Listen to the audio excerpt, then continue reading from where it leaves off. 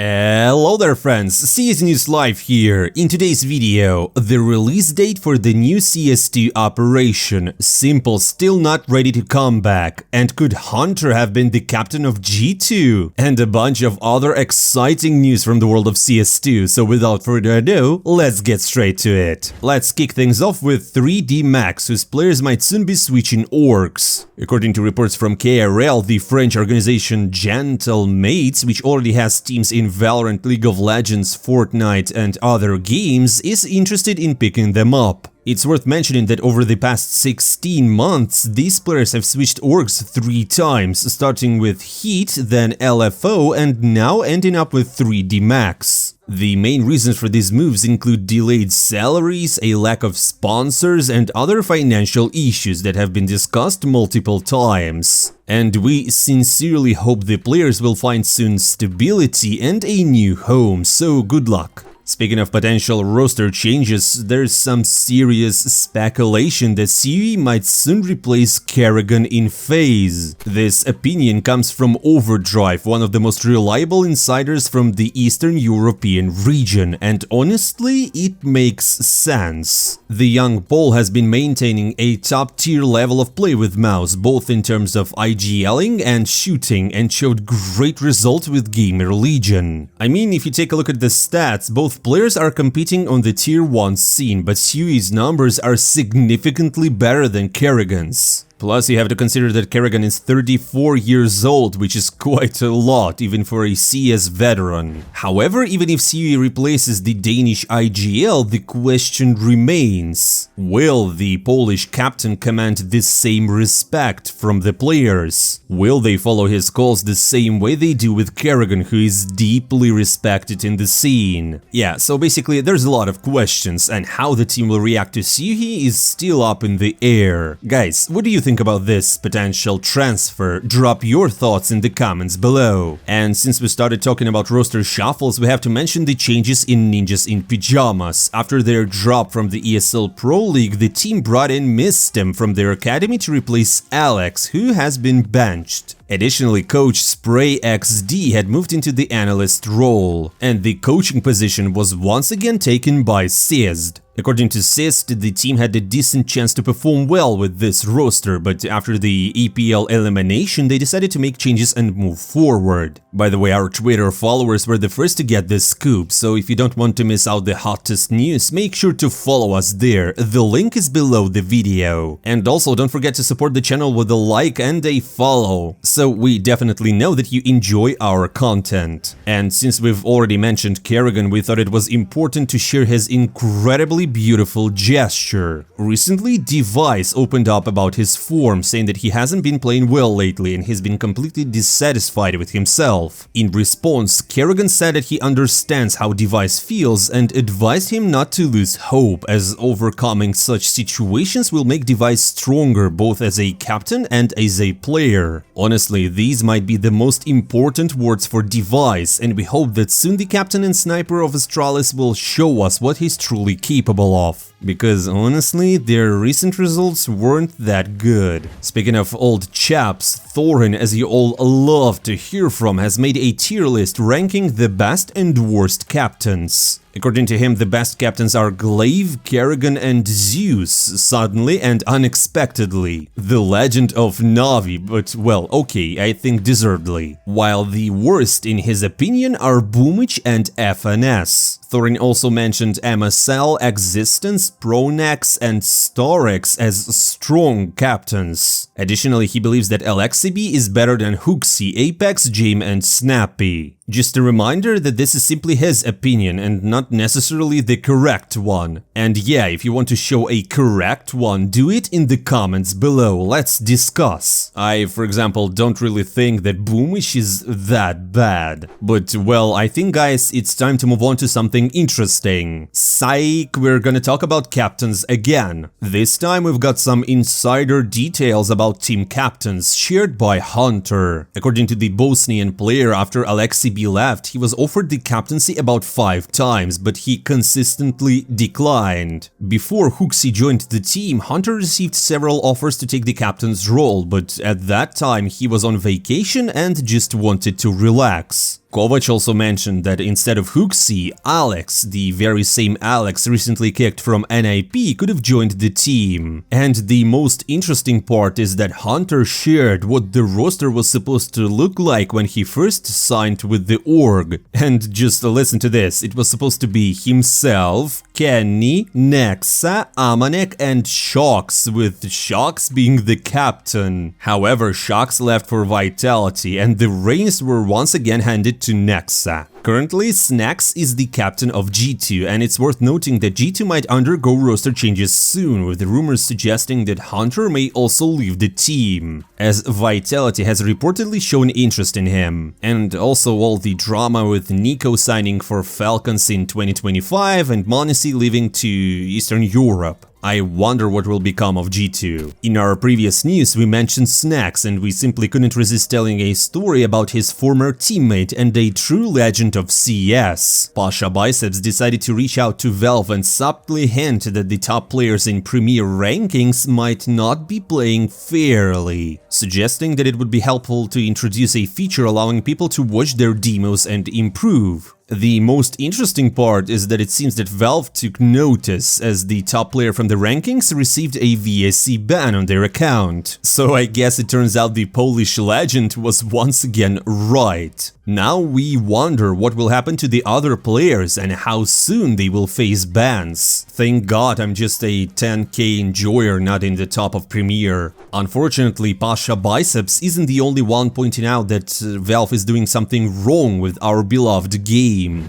Dona also said that Valve simply doesn't care about CS anymore. In case you don't know, Dona is a pretty well-known streamer and the manager of OniPixel. So according to her, most of Valve's money and resources are going into their new game, Deadlock, while feedback from pro players and the broader player base is being completely ignored, while in the new game the bugs get fixed within hours of appearing, and I can't agree more. Sad but true. And it makes you wonder, will Valve eventually abandon the CS series forever? We really hope that's not the case. But honestly, seeing the way the developers are treating their new game and completely forgetting about the one that was released, I remind you, 1 year ago, suggests that Valve just really doesn't care anymore. Or maybe I'm wrong, because according to Loba, the new operation in CS2 is set to release within the next week, more specifically around the 16th of September. But something feels really odd about his statement. Loba mentioned that this operation will allow players to actually earn some serious money, which definitely piqued my interest. If what he's saying is true, and I highly doubt it, I'm really curious to see what Valve has prepared. The streamer also said the operation was delayed because the developers wanted to make sure everything was polished. And we hope it will be worth the wait. After all, this will be the first operation in CS2, and who knows, maybe Danger Zone will return too. Rumor also has it that Valve might actually add charms to the game, as well as the new knife, a new case, and a lot of other stuff. And you know what, guys? I'm ready, as well as my wallet. Meanwhile, Fallen, the legendary Brazilian player, has decided to back the developers of CS2 as well. He mentioned that with each update, the game keeps getting better, and in his opinion, CS2 is already an improvement over the previous version. Fallen also shared that if he worked at Valve, the first thing he would tackle is the issue of cheaters, followed by improving communication between Valve and the players to resolve problems faster. Maybe it's time for the veteran to step away from competing and join Valve. I bet the game would shine in a whole new way if he did. Now let's circle back to Loba, who was recently accused of slander using steroids and scamming players. These accusations came from the content creator Aqua and his friend, which led to a sharp yet unsurprising response from Loba. He stated for some reason that he regularly spends a significant amount of money helping players with low-end PCs, and he also organizes charity events and generally works to improve the game. Yeah, right. Meanwhile, he claims Aqua is making baseless accusations and not contributing anything meaningful himself. But bros, it's just Loba, you know? Anything he says is just for the hype or because he's not that really smart. And one of Loba's friends advised him to stay quiet. But he couldn't hold back under the weight of the accusations. Although the post was deleted after some time, as we know, nothing really disappears from the internet. I mean, guys, does Loba even know what the community thinks about him, or is he okay with the role of a clown? I don't know, I don't see him as a serious person, to be honest. Anyways, let's move on. And speaking of the updates, we will talk about HLTV once again. The leading portal about all things CSGO has now added a list of all players in alphabetical order. They've also introduced a new section dedicated to the top 20 players of the year. I mean, each year, allowing users to easily see which players made the cut throughout the years. Honestly, HLTV had so many updates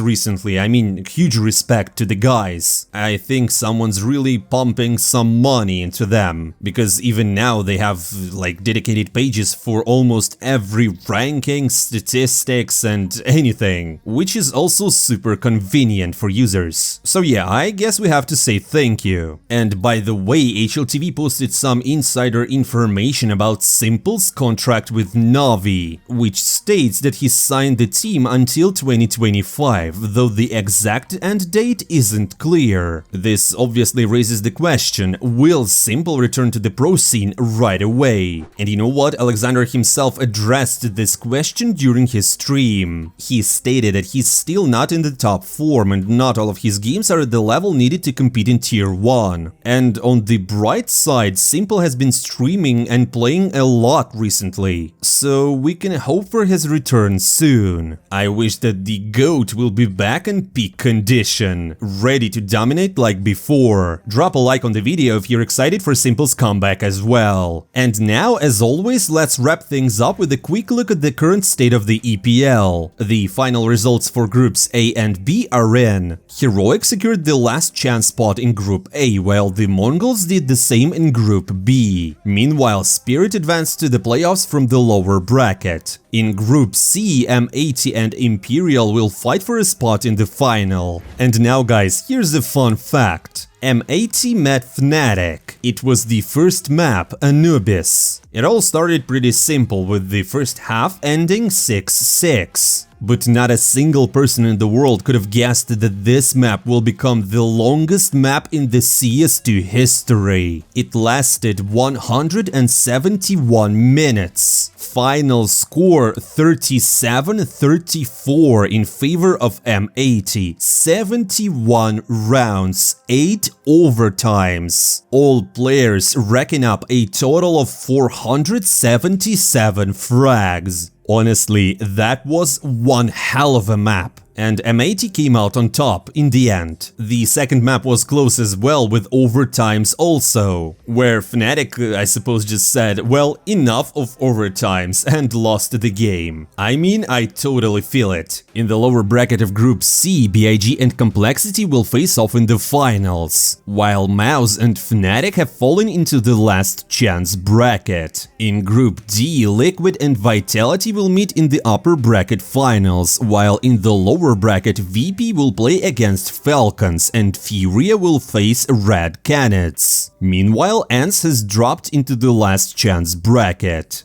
And that's all for today, my friends. Don't forget to subscribe to the channel, hit the like button and leave a comment. To make sure you don't miss out the latest news from the world of CS2, be sure to ring that notification bell. But as always, I'm not saying goodbye for a long time. See you soon.